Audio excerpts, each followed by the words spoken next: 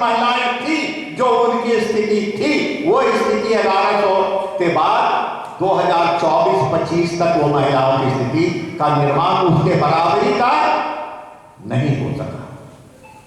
मतलब हम लोग अपने ही देश की साहित्य और संस्कृति से महिलाओं को वो सम्मान देने से काफी पीछे हैं।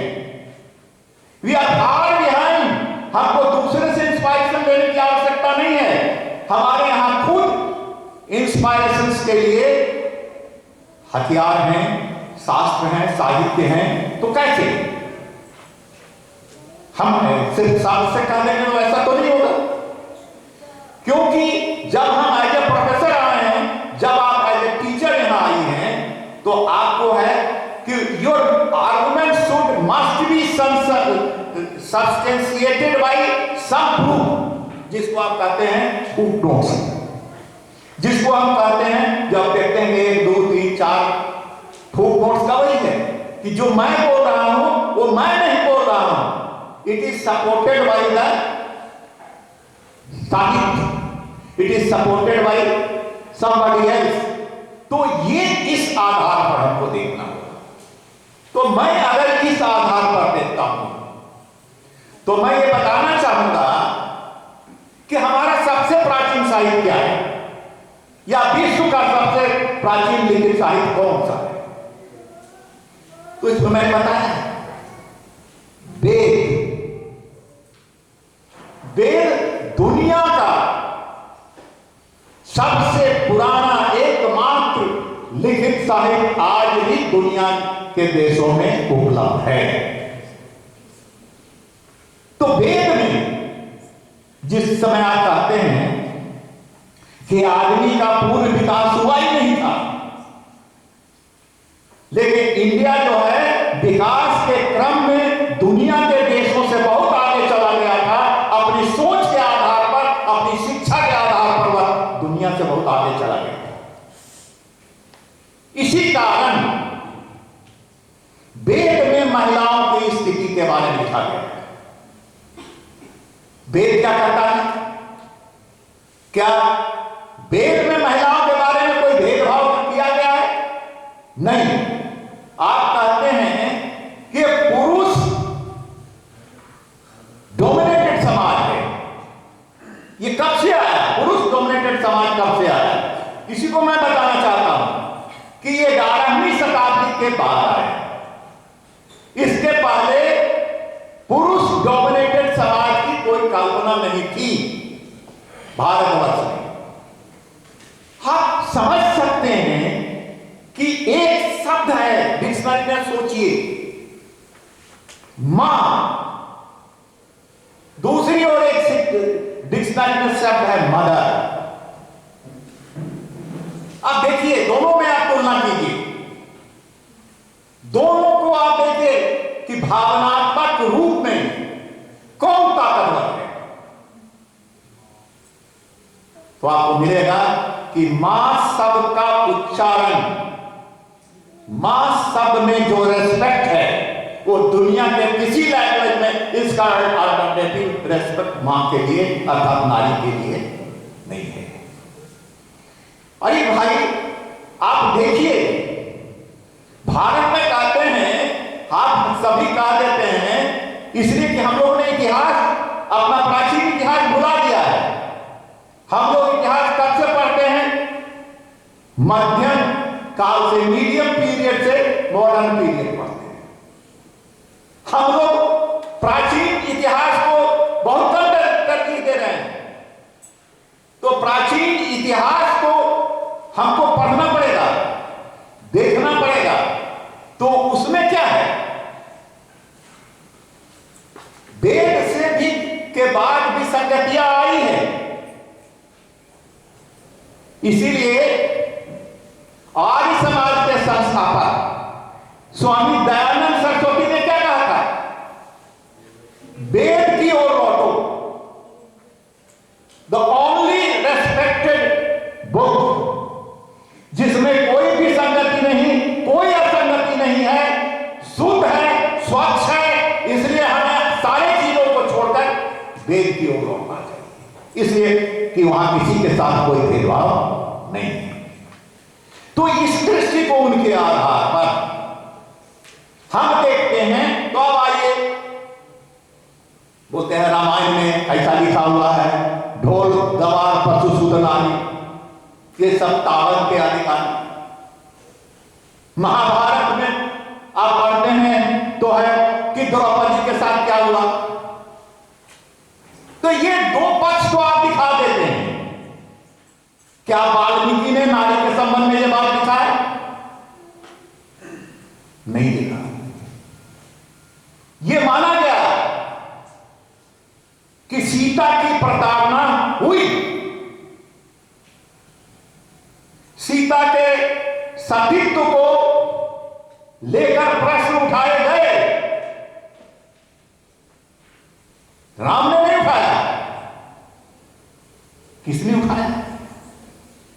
देश की एक मामूली जनता ने, अनपढ़ जनता ने।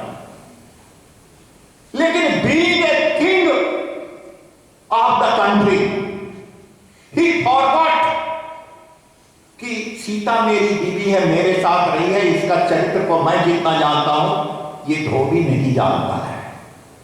फिर भी राज्य के राजा हैं, डिसेंट हमारे राज्य में नहीं होना चाहिए, सर्वसम्मति होना चाहिए, तभी उस चीज को राज्य में जो है सक्सेसफुल माना जाता है। तो राम ने कहा कि आप अग्नि परीक्षा कीजिए, आप वन में चले जाइए। तो ये अगर इस दृष्टिकोण को आप मानते हैं कि वन चले जाइए या और कहीं चले जाइए, अग्नि परीक्षा दे दीजिए, ये नारी के प्रति अपमान है, तो यह एक सोच है। लेकिन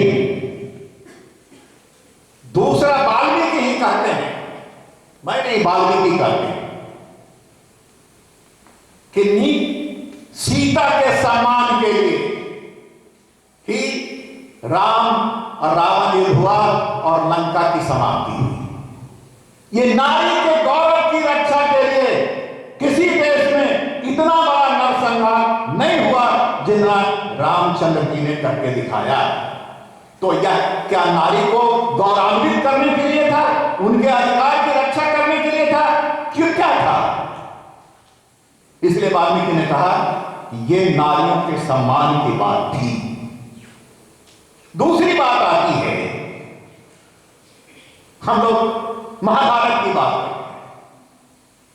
महाभारत में क्या है? कहा गया कि द्रौपदी के साथ किस प्रकार से अन्याय हुआ, किस प्रकार से उनको जुआ में हारा गया, किस प्रकार से उनका वस्त्रहरण हुआ, किस प्रकार से वह सम्मानित की गई। तो ये नारियों के प्रति अन्याय था, जुर्म था। लेकिन ठीक है, कहने वाले ये कहते हैं, वशिष्ठ भी यही बात कहते हैं जो विश्वामित्र ने कहा। वही वशिष्ठ ने भी कहा कि ठीक है, ये जो कुरुक्षेत्र का युद्ध हुआ द्रौपदी के सम्मान की रक्षा के लिए हुआ, और पूरा जो है जो कुरु वंश का नाश हुआ या आतताइयों राजाओं का नाश हुआ, वो द्रौपदी के कारण हुआ, द्रौपदी के सम्मान की रक्षा के लिए हुआ। इसलिए ये क्या कहा जा सकता है? क्या कहा जाएगा? नारियों के अधिकार की रक्षा के लिए, उनके सम्मान की रक्षा के लिए पूरे देश को भी समाप्त करने की अगर आवश्यकता उठी है तो वो किया गया है। विश्व में ऐसा कोई उदाहरण नहीं। तीसरी बात आती है मनु की। मनु स्मृति का बहुत नाम है। मनु स्मृति में क्या लिखा गया है?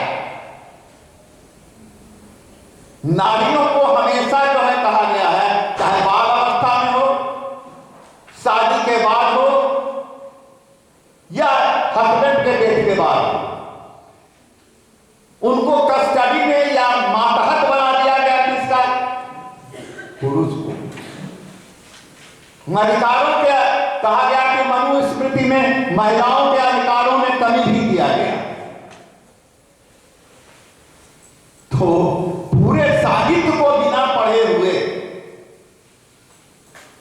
कुछ शब्दों को कहीं उठा करके रख देने से हम समाज को भ्रमित कर सकते हैं। अगर उसको कोई रिसर्च स्कॉलर है उसके अंतर्गत जाता है तो पढ़ेगा तो कहेगा कि किस संदर्भ में। तो मैं तो इसको एक दूसरे रूप में एक्सप्लेन करता हूं। मैं इसको इस रूप में एक्सप्लेन करता हूं कि महिलाओं को अगर उनके लिए अगर लड़ाई करने की जरूरत होगी किसी भी अवस्था में, तो ये 3 लोग तैयार रहेंगे उनके अधिकार की रक्षा के लिए।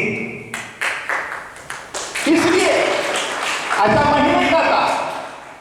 मनुस्मृति के 55वें श्लोक में यह भी लिखा हुआ है कि जिस देश में नारियों का सम्मान नहीं होता, जिस परिवार में नारियों का सम्मान नहीं होता, वो उस परिवार का विनाश निश्चित है। तो ये मनुस्मृति के ही श्लोक नंबर 55 में लिखा हुआ है। तो अब हम कैसे कहें, हम हमारा कोई शास्त्र का अगर अर्थ का अनर्थ निकाला गया है और जो अर्थ वास्तविक अर्थ है उसको अगर सामने नहीं पेश किया जाता है तो हमारे समाज को, हमारे संस्कृति को, हमारे धर्म को आप असम्मानित करने का कार्य करते हैं। इसे हम पढ़ा लिखा समाज अगर एंशिएंट इंडिया को पढ़ेगा तो इस बात को स्वीकार नहीं करेगा। अब बात आती है, कहते हैं नारियों के बारे में कि शारीरिक रूप में अक्षम है,